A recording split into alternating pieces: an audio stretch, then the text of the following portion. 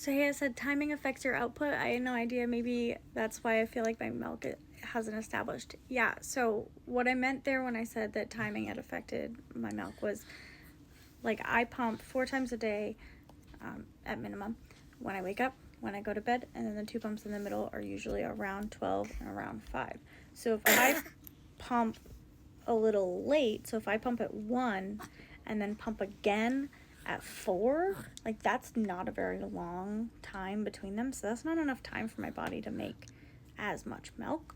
So having a smaller output on 4 isn't that much of a concern, because, like, I didn't have that much time.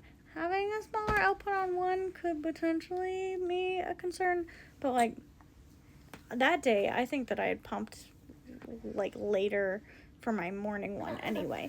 So I think that that's just what it was. I also have just had some, like, hormonal stuff going on that I think is just contributing. But basically, yeah, your timing can make a difference, because you're going to make, on average, most people make around 1 to 1.5 ounces per hour. So that's not always the case, but around that is typical. And so if you wait 6 hours between pumps and your milk has established, that means you're going to make 6 to, oh my God, I'm putting myself on the spot. I can't do math. 6 to 9 ounces. That's what you're going to get probably for that output. Now, that's not always the case. Morning pumps tend to be bigger than later pumps. Like, afternoon pumps tend to be our lowest, and then they start to go back up.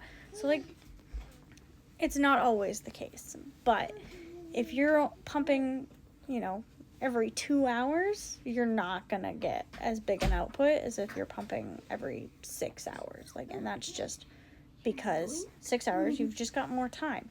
Now, that being said, for anyone hearing this and thinking, oh, I should wait longer between my pumps, no, that's not what I'm saying. That is not what I'm saying.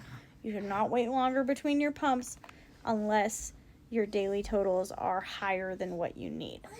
The longer you wait between your pumps, the more likely it is for your daily averages to go down. And you should always be caring more about your daily averages than caring about your individual pump numbers. Like, if I notice, this pump's a little low, I'm not going to stress it too hard, because what is my daily average? Maybe I'm just making up for it in the next pump, or made up for it in a previous pump. But if my daily average is still good, I'm not going to stress it. The averages are what really matter in your daily. And even then, it takes 3 days for something to become a trend. If I have 2 low days, maybe my 3rd day it's back up to normal. Wow, my girl was really being crazy during the end of that. But yeah, so let me know if any of that was confusing or if I need to clarify something more, because I was just rambling. But yeah.